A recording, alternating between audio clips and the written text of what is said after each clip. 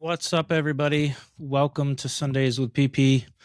Almost forgot my microphone. So, this is your short weekly reset to help you enjoy your youth, know yourself, and get ready for a future that's changing fast. So, today I want to talk about our good old friend anxiety. A lot of us face anxiety. Not a lot of us, all of us face anxiety, okay? All of us are afraid of a few things. The point is that you can't stay there. Anxiety is a signal, it's not your identity. Now, again, I'm not a counselor, I'm not a psychologist, I'm a principal, teacher, and coach. So take from this what you will, but I am not a psychological expert. People have real problems with anxiety.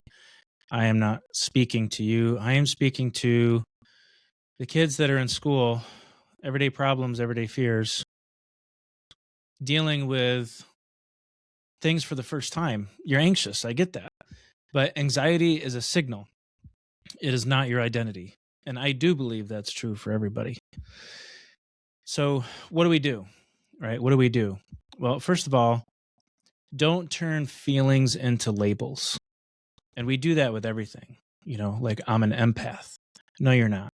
Okay? You're not an empath. That is not a thing. You're an anxious person. No, you're not. You're a person who has anxious moments. And you choose to sit in those moments longer than other people. Now, right off the bat, I'm sure somebody's getting mad at me saying anxiety is not a choice. We disagree. There's a big difference between I feel anxious right now and I'm an anxious person.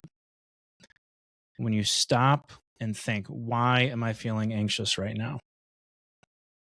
Answer that question. It's not who you are. It's just what you're feeling in the moment.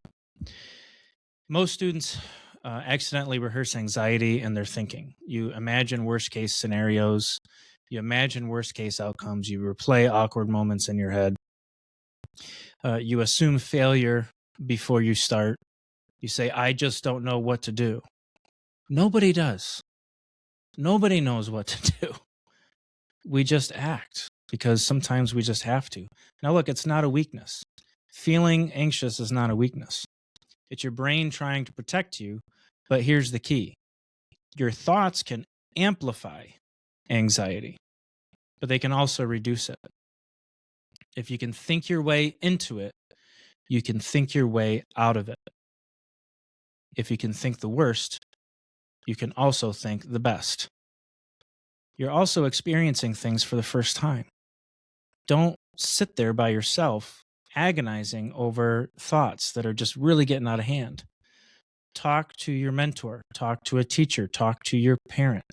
Tell them how you're feeling.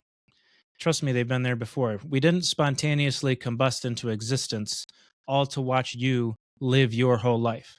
This is not The Truman Show. The Truman Show was a movie with Jim Carrey where literally the whole world was watching him grow up from a baby to an adult on TV. Go watch it. It's an interesting movie. There is one thing where if you're thinking yourself into it, you can think yourself out of it. There's a framework called cognitive behavioral therapy. Now, again, I'm not a counselor, but when I heard about what this was, I think this is what people do. It's just what people do to think their way out of anxiety. It's not complicated. Your thoughts influence your feelings. Your feelings influence your actions. Your actions reinforce your thoughts. If you think, I'm going to embarrass myself, well, of course you feel anxious. Maybe you're excited, not anxious. But most of us will avoid the situation. Avoidance teaches your brain, good thing we didn't try, that would have gone badly. And then the cycle strengthens and continues, but you can interrupt it. If you think this might be uncomfortable, but I can handle uncomfortable. I mean, if you really think about it, you handle uncomfortable situations all the time. You're just focused on one particular one. You have the skills to overcome. You have the talent, you have the thought process, and you can have the will to overcome. So if you think this might be uncomfortable, but I can handle it, you act anyway. Then your brain learns, hey, that wasn't fatal. That wasn't that bad. And that's how we retrain anxiety or think our way out of the room. It's almost like you have one of those escape rooms in your head and you got to find the key. You can find it. You just have to train your brain how to look for the right things. So that's how you retain anxiety that's how you retrain anxiety. You don't argue with it endlessly. You challenge it with action. Inaction feeds anxiety. Sometimes just going for a walk can help you organize your thoughts because you're doing something.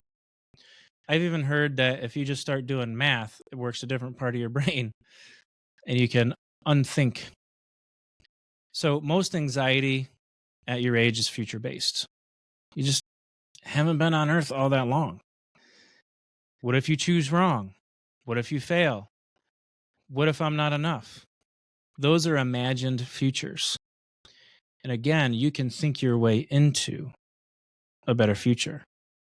Your brain reacts as if the imagination equals danger. But imagination is not evidence, it's not real. Action is. If you think about it, when you're anxious, what do? Nothing. And you stay anxious. A lot of people that I know are afraid to call to order a pizza. Yes.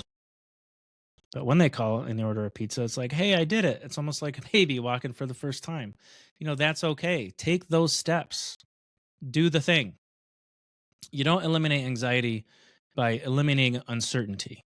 You eliminate anxiety by increasing competence, your knowledge, and tolerance. You allow what you tolerate.